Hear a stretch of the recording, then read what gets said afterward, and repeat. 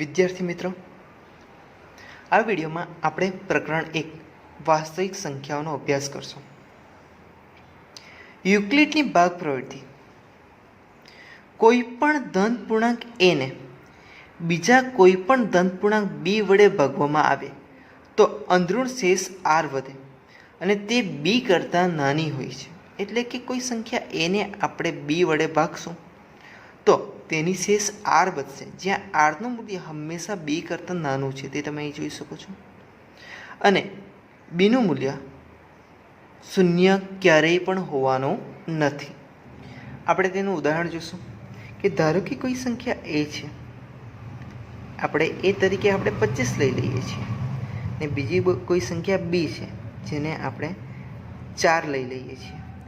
હવે જ્યારે કોઈક સંખ્યા a ને b વડે ભાગીએ એટલે કે 25 ને આપણે 4 વડે ભાગશું તો 4 × 24, 2 કટ થઈ જાય, શૂન્ય આવશે, 5માંથી 4 બાદ થશે તો 1 આવશે, જ્યાં 1નું મૂલ્ય જે શેષ બચે છે, આ શેષનું મૂલ્ય એ હંમેશા 4 કરતાં નાનું છે, શેષ કે જેને r વડે દર્શાવવામાં આવે છે.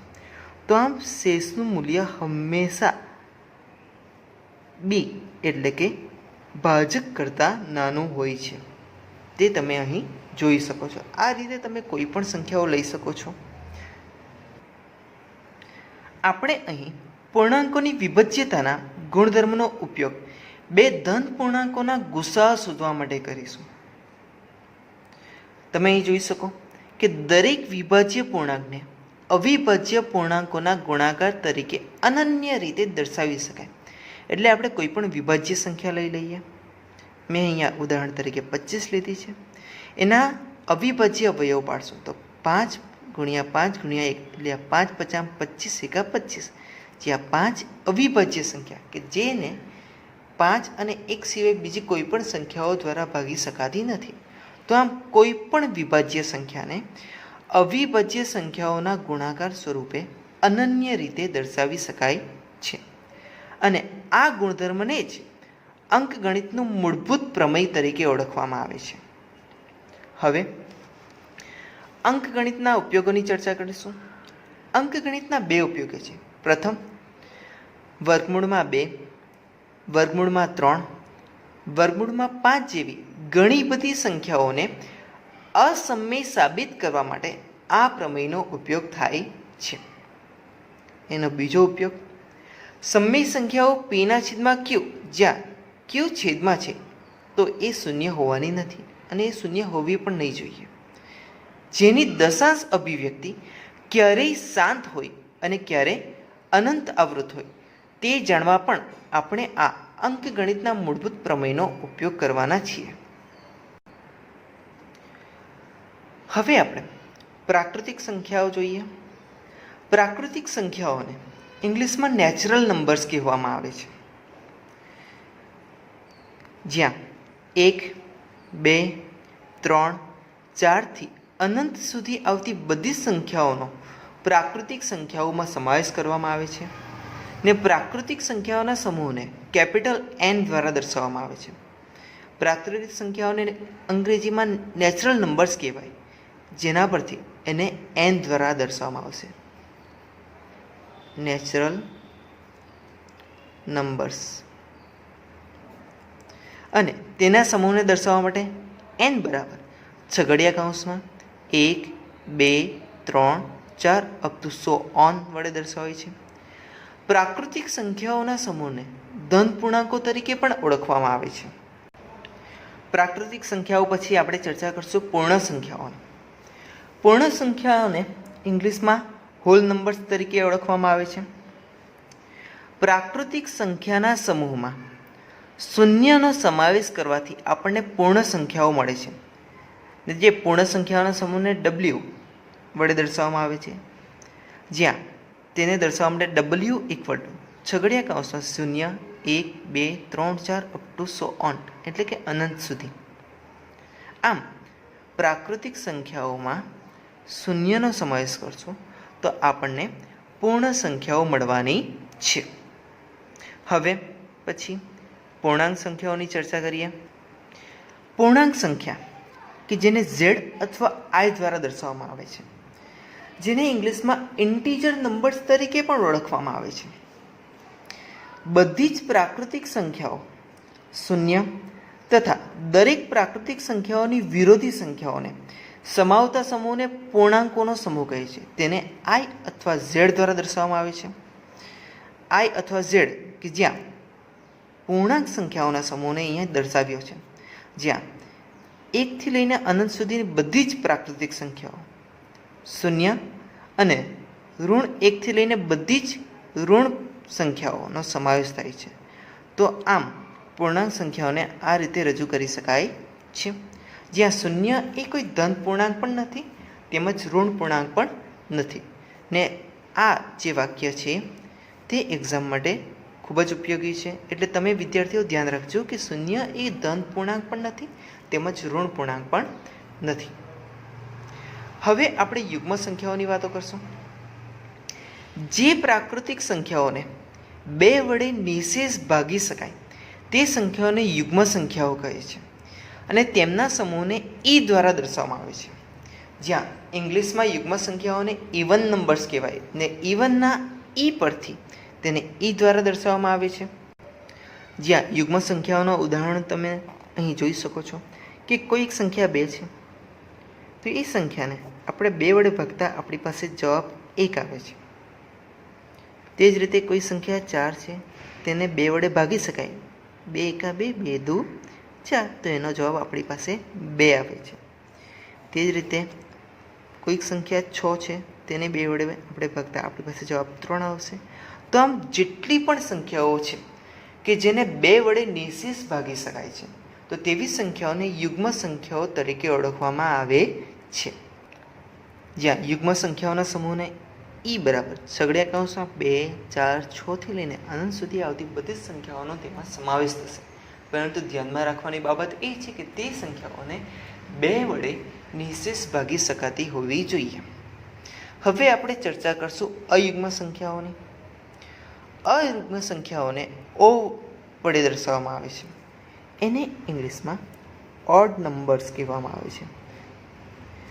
એટલે કે જે પ્રાકૃતિક સંખ્યાઓને 2 વડે નિશેષ ભાગી ના શકાય તે સંખ્યાઓનો અયુગ્મ સંખ્યાઓમાં સમાવેશ કરવામાં આવે છે.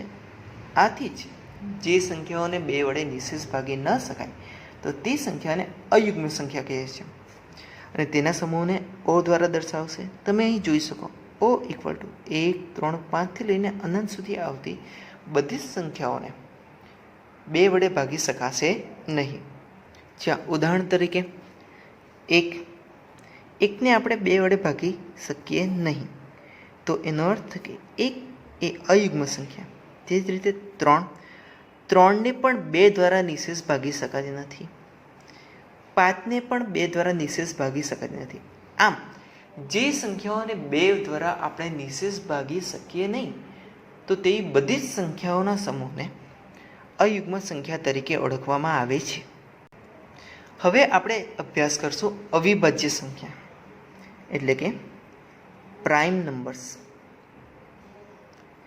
કે એક સિવાયની કોઈ પણ પ્રાકૃતિક સંખ્યાના અવયવો જો ફક્ત એક અને તે સંખ્યા પોતે જ હોય તો તેવી સંખ્યાઓને અવિભાજ્ય સંખ્યા અથવા તો ફક્ત અવિભાજ્ય કહે છે અને તેના સમૂહને પી વડે દર્શાવવામાં આવે છે. એનું ઇંગ્લિશમાં નામ પ્રાઇમ નંબર છે. પ્રાઇમ પરથી એને પી દ્વારા દર્શાવવામાં આવે છે. જ્યાં પી ઇક્વલ ટુ 2, 3, 5, 7, 11, 13 થી બધી જ સંખ્યાઓ કે જે સંખ્યાઓને માત્ર તે સંખ્યા પોતે અને એક એમ 2 જ અવયવ હોય તો તેવી સંખ્યાઓને અવિભાજ્ય સંખ્યા કહેવાશે. તમે જોઈ શકો 2, તો 2ને માત્ર 2 અને 1 એમ 2 જ અવયવો છે. ને 3ને 3 અને 1, 5ને 5 અને 1, આમ જે સંખ્યાઓને માત્ર 2 જ અવયવ એટલે કે તે સંખ્યા પોતે અને માત્ર 1 હોય તો તેવી સંખ્યાઓને અવિભાજ્ય સંખ્યા કહેવામાં આવે છે. હવે યુગ્મ સંખ્યાઓ પૈકી 2 જ અવિભાજ્ય સંખ્યા છે, જેમાં સૌથી નાની અવિભાજ્ય સંખ્યા 2 છે અને સૌથી મોટી અવિભાજ્ય સંખ્યા 2 82, 58, 99, 33 ઓછા 1 એટલે કે જે 2,48,62,048 અંકો ધરાવતી સંખ્યા છે. હવે આપણે ચર્ચા કરશું વિભાજ્ય સંખ્યાઓની, કે જે સંખ્યાઓ કે જેને એક સિવાયની કોઈ પણ પ્રાકૃતિક સંખ્યા જો અવિભાજ્ય ના હોય એટલે કે જે સંખ્યાઓને ભાગી ન શકાય તેવી ના હોય તો તેને વિભાજ્ય સંખ્યા અથવા ફક્ત વિભાજ્ય કહે છે. વિભાજ્ય સંખ્યાઓના સમૂહને C દ્વારા દર્શાવવામાં આવે છે. તમે અહીં જોઈ શકો છો વિભાજ્ય સંખ્યાનો સમૂહ, જ્યાં 4 જેને 1 વડે પણ ભાગી શકાય, 2 વડે ભાગી શકાય એટલે કે 2 દુ 4, 4 વડે પણ ભાગી શકાય 4 એકા 4. તે જ રીતે 6 ને 1 વડે ભાગી શકાય 1 છંગ 6, જેને 2 વડે પણ ભાગી શકાય 2 તાલી 6, 3 વડે પણ ભાગી શકાય. તો આમ જે સંખ્યાઓ કે જે અવિભાજ્ય ના હોય તો તેવી સંખ્યાઓના સમૂહને વિભાજ્ય સંખ્યા તરીકે ઓળખવામાં આવે છે. જ્યાં મહત્વની વાત એ છે કે એક એ વિભાજ્ય સંખ્યા પણ નથી કે અવિભાજ્ય સંખ્યા પણ નથી. આ વાક્ય પરીક્ષા માટે યાદ રાખવા જેવું છે. હવે આપણે વાત કરશું પરસ્પર અવિભાજ્ય સંખ્યાની. જો બે પ્રાકૃતિક સંખ્યાઓને એક સિવાય કોઈ પણ સામાન્ય અવયવ ન હોય તો તેવી સંખ્યાઓને પરસ્પર અવિભાજ્ય સંખ્યા કહે છે. ઉદાહરણ તરીકે 8 અને 15. હવે 8 અને 15ના અવયવ પાડશું તો તે અવયવોમાં એક સિવાય બીજો કોઈ પણ સામાન્ય અવયવ આપણને મળવાનો નથી. 8ના સામાન્ય અવયવો પાડશું તો 2 દુ 4 દુ 8 એકા 8, અને 15ના સામાન્ય અવયવો પાડશું તો 3 50 15 એકા 15. તો આ બંને સંખ્યાઓમાં એક સિવાય બીજો કોઈ પણ અવયવ સામાન્ય નથી. તો આ સંખ્યાને પરસ્પર અવિભાજ્ય સંખ્યાઓ કહેવાશે. પરંતુ 8 અને 12ની વાત કરીએ તો 12માં 2 તાલી 6 અને 6 દુ 12 એકા 12. તો અહીં જોઈ શકો કે 8 અને 12માં સામાન્ય અવયવ તરીકે 1 પણ આવે છે અને 2 પણ આવે છે. એટલે 8 અને 12 એ પરસ્પર વિભાજ્ય સંખ્યા તરીકે ઓળખવામાં આવે છે. હવે આપણે ચર્ચા કરશું સમય સંખ્યાઓની. સમય સંખ્યાઓને Q દ્વારા દર્શાવવામાં આવે છે. જે સંખ્યાને P/Q સ્વરૂપમાં દર્શાવી શકાય તેવી સંખ્યાને સમય સંખ્યા કહે છે. જ્યાં P અને Q પૂર્ણાંકો છે તથા છેદમાં જે Q છે એનું મૂલ્ય શૂન્ય ક્યારેય પણ હોવાનું નથી. સમય સંખ્યાના સમૂહને Q દ્વારા દર્શાવવામાં આવે છે.